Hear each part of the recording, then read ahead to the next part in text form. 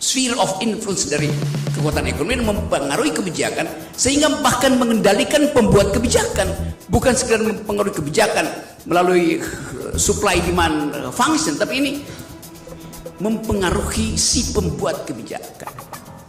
Itu yang kita sebut sebagai di ijon pemimpin itu, oligarki. Jadi problemnya bukan sekedar pada si oligarki, tapi si pemimpin yang mau diijon. Pak Jokowi itu hasil ijonan dari oligarki. Jadi kenapa dia mau diijon? Itu pertanyaannya kan. Artinya dia tidak mampu untuk menimbulkan harapan pada rakyat bahwa dia adalah pemimpin. Karena itu kita definisikan pemimpin yang mau diijon, dia bukan leader, dia adalah dealer. Tapi pertanyaannya, kenapa pemerintah tidak gelontorkan itu sekarang? Karena dia tunggu tahun pemilu.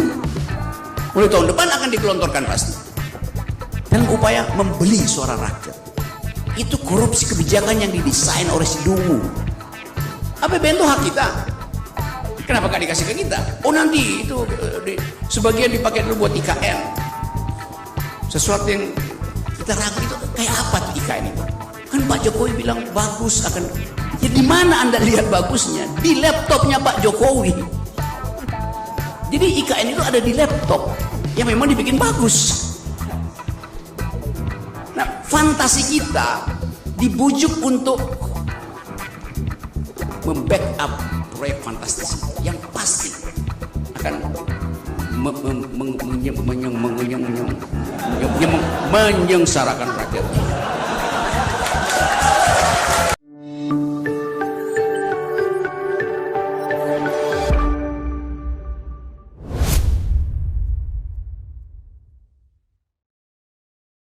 Saya ingin membelakangi seseorang.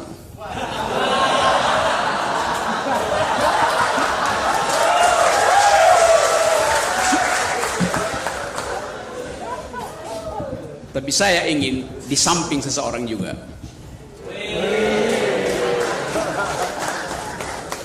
Bayangkan misalnya bila Kiai Haji Ahmad Dahlan 100 tahun yang lalu memilih untuk jadi komisaris. Maka bangsa ini tidak punya landasan untuk berpikir. Tapi alhamdulillah beliau memilih untuk mendirikan lembaga-lembaga pendidikan. Dan itu yang kita apresiasi sekarang. Jadi sekolah ini, sekolah yang gagasannya sebetulnya sudah didirikan 100 sekian tahun lalu oleh Ahmad Dahlan. Idenya ada di situ. Pendidikan itu, pedagogi artinya mengajarkan kejujuran. Korupsi adalah lawan dari kejujuran. Jadi betul-betul tadi diterangkan oleh Pak Busro bahwa keinsyafan ideologis itu kita alami sekarang. Kita insyaf secara ideologis bahwa pendidikan itu ditanggalkan oleh permainan kekuasaan dan kita masuk dalam jebakan para koruptor. Jadi itu poin dasarnya. Jadi terhubunglah epistemologi dari ide anti korupsi dengan etika yang dipilih oleh Pak Kiai Haji Ahmad Dahlan, yaitu dia tidak ingin jadi komisaris, dia ingin jadi pedagog, mendidik bangsa ini. Itu bab pertama. Jadi teman-teman, kita ada di dalam kegalauan sebetulnya, sehingga kita terpaksa bikin sekolah. Dan orang mungkin akan sinis pada teman-teman, ngapain bikin sekolah? Toh beberapa petinggi IMM juga jadi komisaris sekarang. Yes.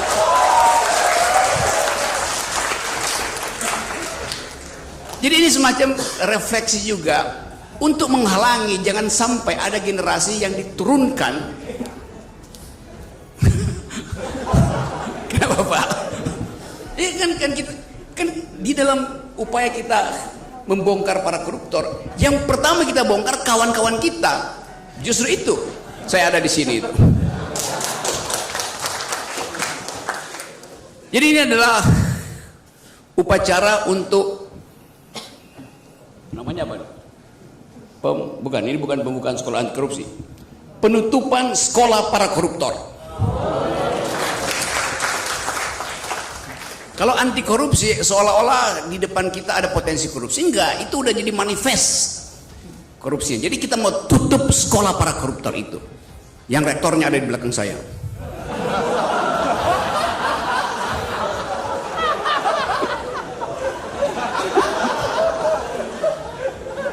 Karena kalau saya ingatkan pada saudara, Pak Jokowi, sorry, saya sengaja supaya diluruskan. Presiden berkampanye di periode kedua, saya akan memimpin langsung pemberantasan korupsi. Itu yang disebutkan oleh sang kepala sekolah pada waktu itu. Dan sekarang ada rekan separtainya kabur dari Indonesia, balik lagi dengan pakai Gulfstream private jet seharga 400 miliar. Ada fotonya, beliau berdampingan dengan presiden. Ada fotonya, beliau berdampingan dengan separuh kabinet. Jadi kalau kita tanya di mana sekolah para koruptor, ya di kabinet, di markas partai, di parlemen. Itu yang mau kita tutup sebetulnya tuh. Karena mereka yang merusak bangsa ini, yang membuat kita tidak bisa membayangkan masa depan, yang membuat milenial itu ya udah nggak usah ikut pemilu, nggak usah berpolitik. Sekarang milenial membenci politik karena dianggap politisi itu identik dengan koruptor. Kalau ditanya apa definisi politisi, ya pencuri. Dan betul-betul tiba pada definisi yang membuat kita jengkel. Dan bahkan anggota DPR sendiri mengatakan bahwa kami politisi, kami ada binatang politik gitu. Tapi binatang kan makan secukupnya. Jadi ada prinsip di dalam filosofi, manusia tidak mungkin jadi binatang. Manusia hanya bisa jadi di atas binatang atau di bawah binatang itu. Atau dia melampaui kebinatangan, atau dia bahkan di bawah binatang. Jadi koruptor itu adalah mereka yang memilih untuk menjadi bagian di bawah kebinatangan, bukan sebagai binatang. Nah, saya sedang bahwa akhirnya ada forum untuk wake up call bahwa sejumlah anak muda tetap memikirkan arah keadilan bangsa ini.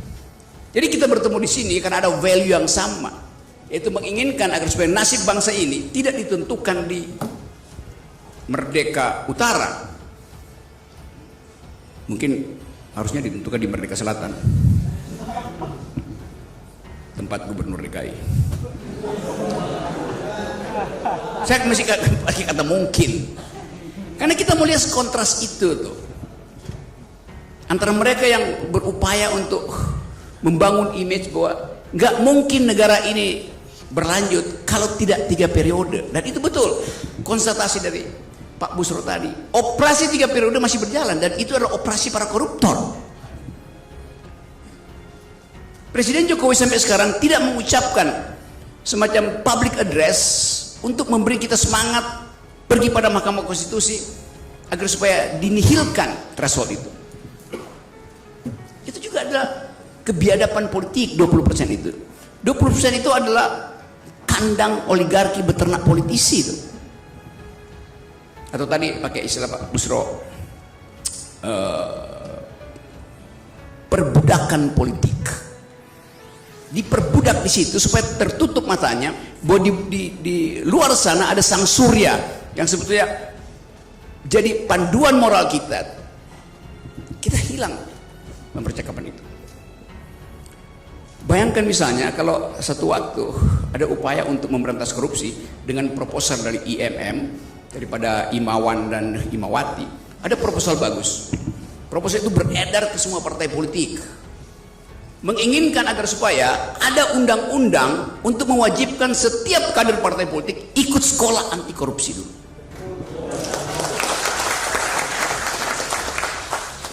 Karena mereka yang potensial jadi koruptor. Bukan kalian jadi guru mereka, harusnya begitu kan. Proposal itu masuk karena desakan publik, semua orang bicara, dan FNN yang paling kencang di depan tuh headline, kalau Anda ingin jadi legislator, Anda ingin jadi pejabat, harus lulus dulu sekolah anti korupsi IMM. Karena memang FNN kerjaannya begitu, Forum nantang-nantang. Nah, forum nantang-nantang ini dengan proposal edukatif dari IMM nyampe ke meja presiden. Presiden mulai resah karena dia berpikir dua anaknya mesti ikut sekolah dong.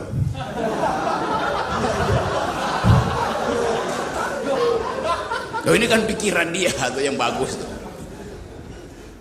Lalu satu waktu dia undang makan ketua Mahkamah Konstitusi, panggilnya, Dik, kita makan malam dulu sebagai keluarga. Di tengah upacara makan itu, sang presiden bertanya, Dik, dengar proposal dari IMM yang udah viral itu? Oh ya Pak Presiden, resmi, dia nggak bilang mas gitu. Padahal sebetulnya setelah makan malam dia panggil mas. Ketua MK bilang, iya saya dengar itu. Bagaimana pendapat Mahkamah Konstitusi itu? Oh itu bagus, karena itu akan jadi sinyal pertama bahwa bangsa ini sedang menumbuhkan pemerintahan yang bersih. Lalu Pak Jokowi bilang, maksudnya apa? Menimbulkan pemerintahan yang bersih. Mau nyindir ya? Tiba-tiba Pak Jokowi jatuhkan sendoknya, ting, berhenti percakapan itu. Hanya dengan sinyal sendok dijatuhkan, itu artinya hentikan proposal IMM. Karena kekuasaan bisa melumpuhkan semua ide. Jadi kita bayangkan bagaimana susahnya menerbitkan pikiran baru tentang pemerintahan yang bersih, yunto pemerintahan yang baru. Melalui tema ini, seluruh bangsa ini sebetulnya diganggu kesadaran etisnya. Tapi pertanyaan kita, gangguan itu masuk nggak sampai ke otak terakhir dari kekuasaan? Kalau di ujung pembicaraan kita 20 menit setelah selesai kita bersidang di sini, ada seseorang datang lagi dengan rompiku oranye di gedung KPK, lalu kasih konferensi pers. Lalu pers kerubutin dia di koridor depan KPK tuh. Apakah dia akan dipermalukan di situ? Tidak. Karena koridor KPK sekarang jadi the corridor of fame, bukan lagi corridor of shame. Koridor yang akan dipakai oleh mereka untuk memperlihatkan bahwa gak ada soal jadi koruptor, diuluk-ulukan. Bahkan Najwa Shihab datang ke mana tuh, Sukamiskin, mewawancarai siapa? Setia Novanto. Hal yang mesti kita tegur pada Ibu Najwa Shihab, dia itu bajingan, ngapain dipromosikan lewat YouTube? Kan jadi kesadaran etis itu, ya saya akan tegur. Najwa teman baik saya, tapi ethically it is wrong gitu. Kan akhirnya orang merasa jadi koruptor artinya jadi selebritis. Nggak ada lagi pembenahan moral tadi, hukuman sosial. Itu yang ingin kita pastikan di dalam upaya untuk membangun bangsa ini. Jadi teman-teman, saya senang bahwa kita ada di dalam kesempatan untuk menghidupkan kembali harapan. Sekarang kita seolah-olah bebankan korupsi ini pada oligarki. Tiap kali ada korupsi kita bilang itu karena kerjaan oligarki. Loh, korupsi dua pihak tadi yang bahkan disebut dalam ayat suci itu. Yang memberi dan yang menerima. Oligarki memberi pada rakyat, mengambil dari rakyat? Enggak. Apakah oligarki menyogok saudara-saudara? Tidak. Oligarki menyogok kebijakan di istana. Kita dapat impactnya. Kalau kita belajar tentang apa yang disebut the power of economics, kekuatan ekonomi apa sebetulnya? Pertama, ekonomi itu mampu untuk menghukum seseorang atau satu lembaga. Sama seperti sekarang ada perang di Ukraina. Amerika Serikat memakai kekuatan ekonominya untuk mempanis Rusia melalui embargo. Itu fungsi pertama dari kemampuan ekonomi saya bisa saya pakai untuk mengendalikan orang lain dengan embargo. Tapi kadangkala bagian itu tidak efektif karena Rusia tetap eksis saja. Di embargo pun dia masih hidup. Hal yang sama juga pernah Amerika lakukan ke Cina tuh, tentang pembatasan impor. Lakukan oleh Presiden Biden di awal kepemimpinannya tuh. Nggak berhasil juga. Jadi power itu bisa tidak berhasil. Karena sifat dunia yang kalau di embargo Rusia tidak semua negara mau ikut Amerika. Karena soal kebutuhan dasar itu dia bisa diam-diam beli gandum lagi dari Rusia lewat black market, gampang aja. Cina juga begitu. Kalau barangnya nggak bisa masuk ke Cina, dia cari cara melalui operator-operator lokal sehingga barangnya beredar juga. Tapi ada fungsi kedua dari kekuatan ekonomi, yaitu mempengaruhi kebijakan. Sphere of influence dari kekuatan ekonomi mempengaruhi kebijakan sehingga bahkan mengendalikan pembuat kebijakan, bukan sekedar mempengaruhi kebijakan melalui supply demand function, tapi ini mempengaruhi si pembuat kebijakan. Itu yang kita sebut sebagai di-ijon pemimpin itu oleh oligarki. Jadi problemnya bukan sekedar pada si oligarki, tapi si pemimpin yang mau di-ijon. Pak Jokowi itu hasil ijonan dari oligarki. Jadi kenapa dia mau diijon? Itu pertanyaannya kan. Artinya dia tidak mampu untuk menimbulkan harapan pada rakyat bahwa dia adalah pemimpin. Karena itu kita definisikan pemimpin yang mau diijon, dia bukan leader, dia adalah dealer. Ya. Jadi kejelasan konseptual itu yang mau kita pelajari dari awal. Sebagai kurikulum pertama, bedakan antara leader dan dealer. Dealer pasti menanggalkan prinsip-prinsip integritas. Leader nggak mungkin. Ahmad Dahlan adalah leader. Komisaris-komisaris BUMN dan IMM adalah dealer. Ya. Saya nggak bakal kena delik karena saya ucapkan di forum akademis. Jadi teman-teman semua, kita hidup di dalam kawasan para dealer yang tadi disebut Pak Busro. Kita hidup di dalam perbudakan para dealer. Bung Karno memimpin sebagai leader, tapi PDIP isinya dealer semua. Bayangkan ya Pak, ya Harun Masiku adalah dealer. Yang sekarang saudara Mardhani Maming adalah juga dealer. Jadi itu intinya, di mana persembunyian para dealer itu, di situ kita lakukan pendidikan politik. Kalau masih bisa berubah. Tapi seringkali orang merasa bahwa oke, biarkan Pak Jokowi mimpin, atau biarkan KPK mimpin, atau apa aja kejaksaan mimpin. Di dalam tingkat tertentu, korupsi itu tidak bisa lagi dibenahi dari dalam. Seorang perempuan aktivis Amerika berkulit hitam, ketika ditanya bisa enggak kekuasaan itu diubah dari dalam, dia bilang begini, namanya Audre Lorde, the master's tool will never dismantle the master's house. Peralatan raja tidak mungkin dipakai untuk membongkar istana raja. Oleh karena itu mesti ada peralatan dari luar yang kita sebut sebagai civil society movement, CSO movement,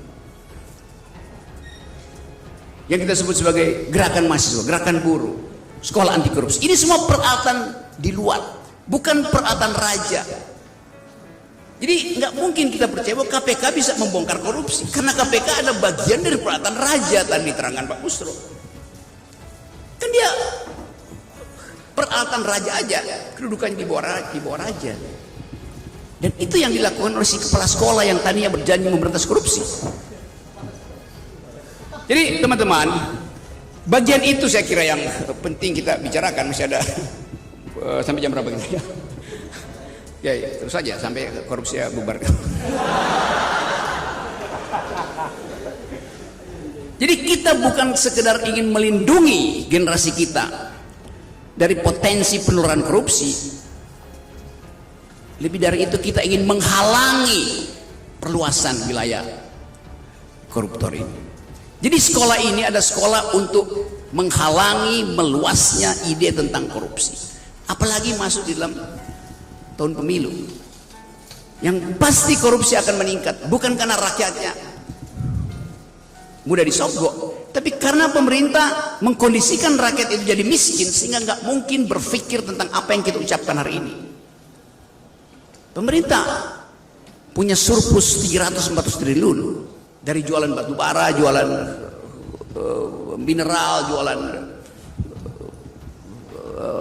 sawit segala macam.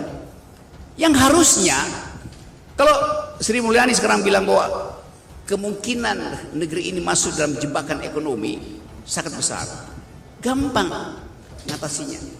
Sri Lanka nggak punya cadangan APBN, memang bangkrut, tapi bisa kita punya cadangan 400-500 triliun yang harusnya sampai ke rakyat hari ini supaya ada daya beli, supaya ada perencanaan keluarga baru. Yang sekarang keluarga-keluarga itu pusing bagaimana meneruskan sekolah anaknya tuh kalau keadaan semacam ini. Tapi pertanyaannya, kenapa pemerintah tidak gelontorkan itu sekarang? Karena dia tunggu tahun pemilu.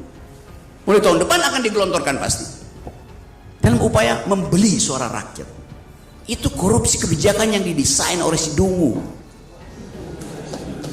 Ya, apalagi keterangannya, APBN itu hak kita. Kenapa gak dikasih ke kita? Oh nanti itu sebagian dipakai dulu buat IKN. Sesuatu yang kita ragu itu kayak apa tuh IKN itu? Digambarkan IKN itu adalah semacam kota surgawi, kota masa depan itu. Kan ada air mengalir mengelilingi kota itu, di mana-mana ada wifi, bahkan burung pun bisa pakai wifi. Ada kicau burung di situ, ada. Kita yang mana? Kan Pak Jokowi bilang bagus akan. Ya di mana Anda lihat bagusnya? Di laptopnya Pak Jokowi. Jadi IKN itu ada di laptop yang memang dibikin bagus. Nah, fantasi kita dibujuk untuk membackup proyek fantastis itu yang pasti akan menyengsarakan rakyat.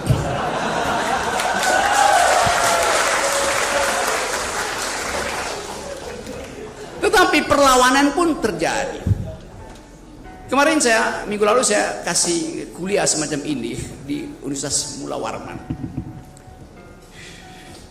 di Samarinda. Bayangkan, itu universitas negeri. Tapi akhirnya karena desakan mahasiswa, rektornya izinkan saya diundang ke situ. Yang biasanya nggak ada itu tuh. Kalau udah negeri udah Rocky Gerung dicoret, FNN dicoret, Busra Mukodas dicoret. Tetapi saya mendeteksi bahwa ada perubahan cara berpikir itu. Mungkin Pak Rektor Mula Warman tahu bahwa saya pasti akan kasih kritik. Tapi sebagai akademisi dia tahu bahwa kritik saya itu tidak ada pretensi kekuasaan karena saya ucapkan di forum akademik. Hanya saya ngomong di situ. Dosen ada di situ dan merasa oke, tersalurkan hasrat untuk beroposisi. Yang selama ini nggak mungkin diucapkan. Karena kalau diucapkan pasti kumnya itu turun.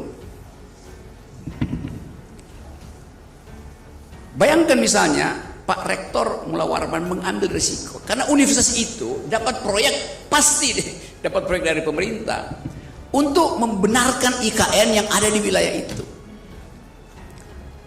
membenarkan amdalnya.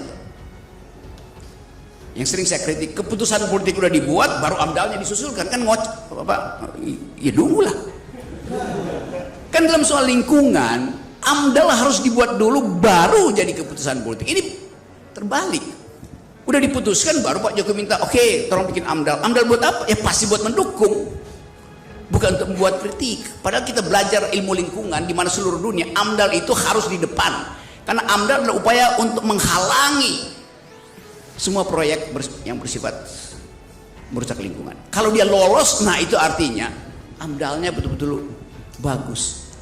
Jadi dari segi proses pembuatan kebijakan udah koruptif. AMDAL dibuat belakangan itu udah koruptif.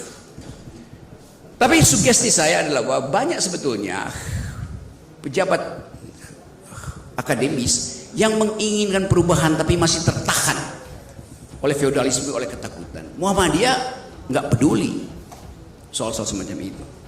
Jadi sekali lagi ini sekolah yang bagus karena didasari oleh satu pikiran. Dan saya kira betul bahwa Muhammadiyah ada 180 universitas. Kalau 180 universitas itu mogok berpikir, IQ nasional kita jemplok.